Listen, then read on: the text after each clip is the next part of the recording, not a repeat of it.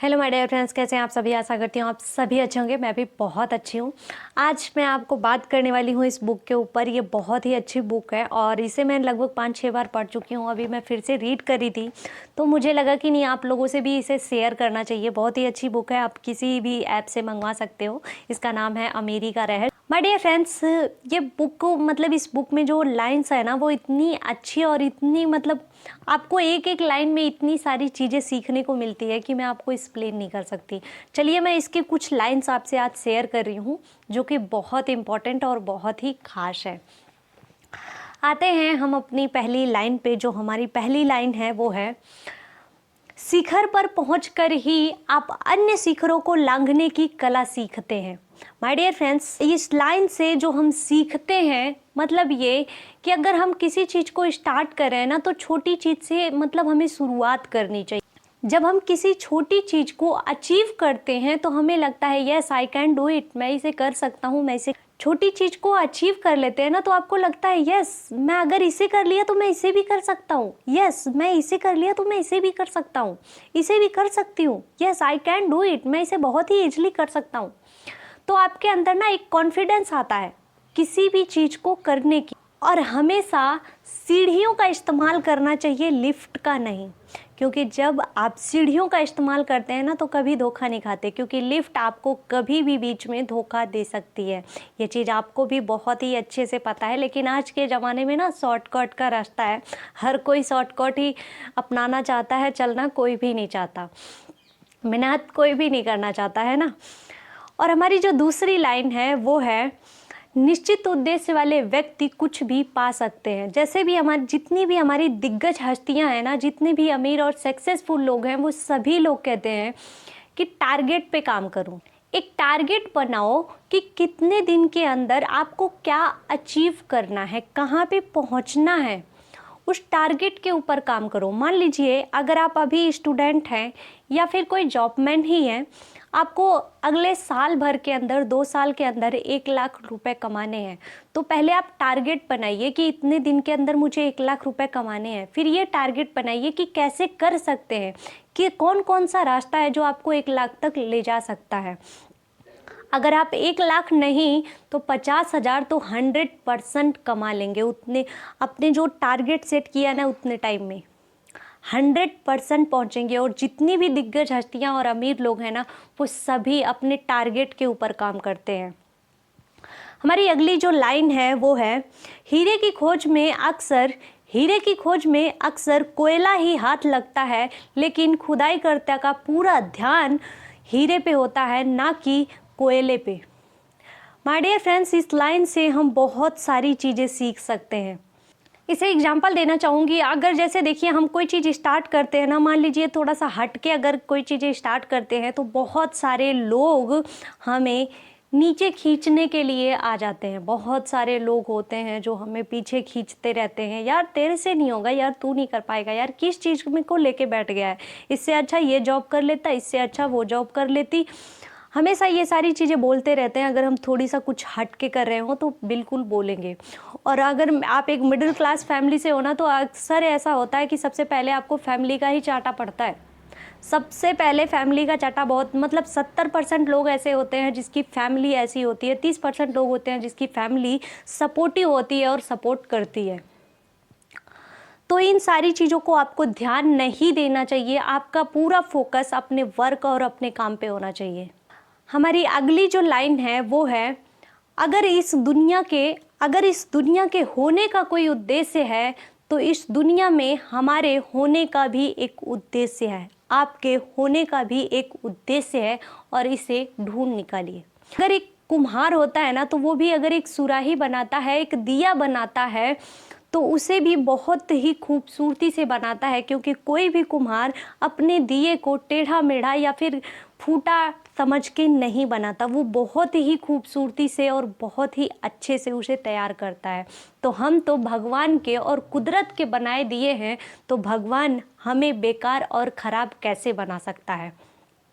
इसलिए अपने आप को कभी भी कम समझने की गलती मत कीजिए। इस चीज़ को देखिए कि आप क्या बेस्ट कर सकते हैं, अपने रूप में दुनिया को एक क्या बेस्ट प्रोडक्ट दे सकते हैं। हमारी जो अगली लाइन है वो है, पैसा उस छठी इंद्री के समान है जिसके अभाव में बाकी 5 भी निष्क्रिय हो जाते हैं। पैसा उस छठी इंद्री के समान है जिसके अभाव में बाकी 5 भी निष्क्रिय हो जाते हैं। कहते हैं ना, पैसा भगवान तो नहीं लेकिन भगवान से कम भी नहीं। माय डियर फ्रेंड्स, पैसा आज के टाइम पे बहुत ही ज़रूरी है। अगर पैसा आपके पास पैसा है ना तो पूरी दुनिया आपके कदमों में होगी, और अगर आपके पास पैसा नहीं ना तो कोई पूछने वाला नहीं। और इस दकियानूसी बातों से तो बिल्कुल बाहर निकल जाइए, जो लोग कहते हैं कि पैसा ही सब कुछ नहीं होता, पैसा ही सारी फसाद का जड़ होता है। इस दकियानूसी बातों से तो बिल्कुल बाहर निकल जाइए, जो आपको कहते हैं कि जितना चादर उतना ही पाँव पसारो।